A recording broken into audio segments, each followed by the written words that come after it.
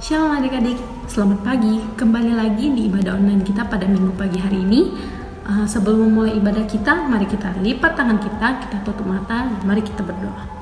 Tuhan Yesus, terima kasih ya Bapa untuk berkat-Mu pada hari ini, sehingga kami dapat berkumpul di tempat ini bersama-sama ya Bapa, di ibadah online pada hari ini ya Bapa. Kiranya Engkau memberkati kami yang mendengarkan maupun yang membawakannya ya Bapa. Dan juga kami menyerahkan ibadah online ini dari awal sampai akhirnya Bapak, kiranya seturut dengan kehendak-Mu ya Bapak. Dan juga berkati teman-teman kami yang mungkin join ya Bapak, kiranya dapat berkumpul bersama-sama ya Bapak. Puji dan syukur atas hadirat-Mu ya Bapak, hanya dalam nama Tuhan Yesus kami berdoa, amin. Oke adik-adik, sebelum kita mendengarkan kebenaran firman Tuhan, kita akan menyanyikan sebuah pujian.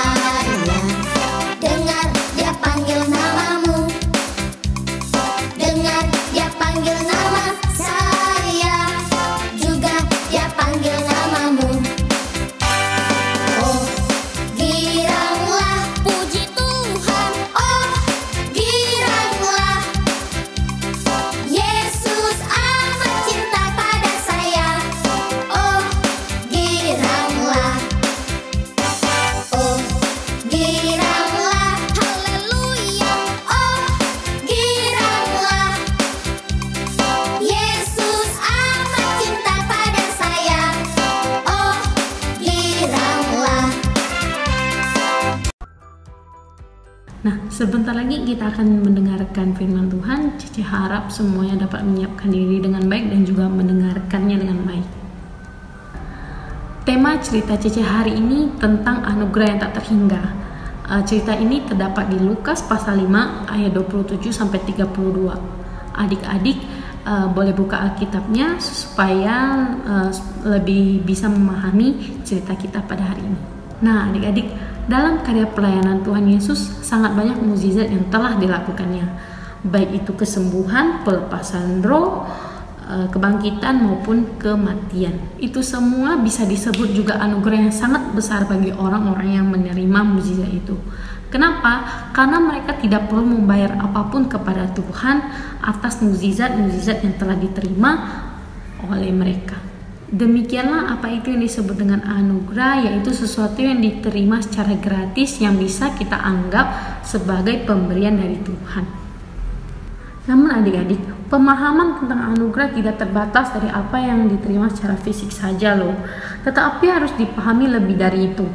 Ketika Tuhan Yesus dari kekudusannya mau turun melawat manusia berdosa, itu adalah anugerah yang tak terhingga dan tak terhitung harganya yang pernah diberikan Allah kepada manusia berdosa.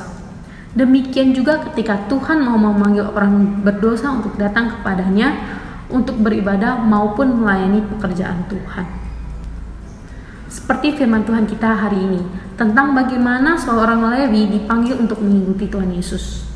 Dalam pandangan orang-orang zaman Tuhan Yesus, bagi orang-orang Yahudi, pekerjaan pemungut cukai adalah pekerjaan yang kotor dan disamakan dengan orang berdosa. Kenapa demikian?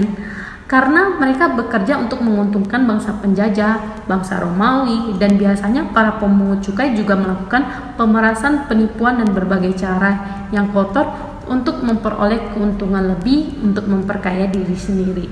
Walaupun di lain pihak, di mata pemerintah Romawi saat itu, pekerjaan itu membawa status yang lebih terhormat dari sekadar orang-orang jajahan yang lain.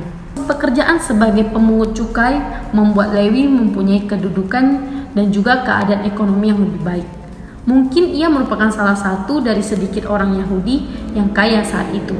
Ketika Tuhan Yesus lewat di depannya dan memanggilnya, tentu membuat Lewi terkejut dan heran. Dan mendengar ajakan Tuhan Yesus bisa jadi merupakan sebuah hal yang mengganggu Lewi saat itu. Siapakah Tuhan Yesus itu? Mungkin Lewi juga pernah mendengar desas-desus cerita-cerita tentang siapa itu Tuhan Yesus dan juga mujizat-mujizat yang dilakukan. Tapi apa yang telah Lewi lihat pada saat itu, teman-teman dan murid-murid yang mengikuti Tuhan Yesus adalah orang-orang kelas bawah. Mereka adalah para pelayan. Bahkan Tuhan Yesus sendiri adalah seorang anak dari tukang kayu. Dan yang lebih mengganggu perasaan Lewi pada saat itu adalah mungkin jika ia bersedia mengikuti Tuhan Yesus, akan ada konsekuensi yang harus ia hadapi. Ia harus kehilangan pekerjaan yang membuat dia kaya dan menopang kehidupan gaya kehidupannya. Mungkin juga ia akan dimusuhi oleh orang Romawi karena meninggalkan tugas dan tanggung jawabnya yang akan mendatangkan kerugian bagi bangsa Romawi. Namun seperti yang ditulis oleh Alkitab, tanpa bertanya, Lewi meninggalkan apa yang sedang dikerjakannya dan mengikuti Tuhan Yesus.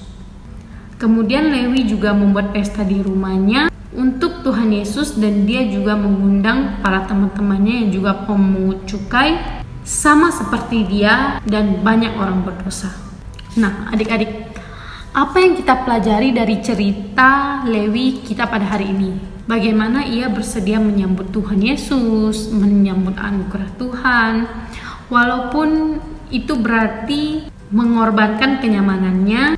Bagi Lewi, kehilangan kekayaan, kedudukan, dan kenikmatan hidup tidak sebanding dengan kehilangan anugerah dari Tuhan. Karena itu, pilihan yang tepat untuk menyambut panggilan Tuhan itu adalah anugerah. Ini juga menjadi renungan bagi kita semua. Panggilan Tuhan seringkali menghampiri kita tanpa kita cari. Mungkin lewat ajakan untuk beribadah atau ajakan untuk melayani. Tapi seberapa besar kita sadar bahwa itu adalah anugerah dari Tuhan? Kalau kesibukan kita masih lebih penting, mungkin kita akan dengan mudah mengabaikan tanpa kita sadari kita telah menolak anugerah dari Tuhan. Maka dari itu, sambutlah setiap panggilan yang disampaikan kepada kita. Karena sungguh kehormatan besar bagi kita jika Tuhan memanggil kita yang berdosa ini dan tidak layak untuk datang mendekat kepadanya. Nah, adik-adik, sampai di sini cerita Cece. Kiranya kita bisa mencontoh Lewi untuk mengambil anugerah yang telah Tuhan berikan untuk kita. Mari kita berdoa. Terima kasih Bapak, ibadah kami selesai pada hari ini ya Bapak. Kiranya Engkau memberkati yang mendengarkannya ya Bapak, dan juga kiranya kami bisa mencontoh Lewi untuk mengambil anugerah yang telah Engkau berikan untuk kami ya Bapak. Kiranya berkat kasih karunia Engkau selalu menyertai kami semua. Terima kasih ya Bapak, hanya dalam nama Tuhan Yesus kami berdoa, amin. Nah, oke adik-adik, saatnya kita kuis. Hari ini Cici nggak akan bikin kuis sih. Hari ini Cici mau adik-adik melakukan aktivitas. Mungkin udah lama ya kita nggak melakukan aktivitas. Jadi aktivitasnya apa Cici? Cici mau adik-adik menulis ayat ini, yaitu aku datang bukan untuk memanggil orang benar tetapi orang berdosa supaya mereka bertobat.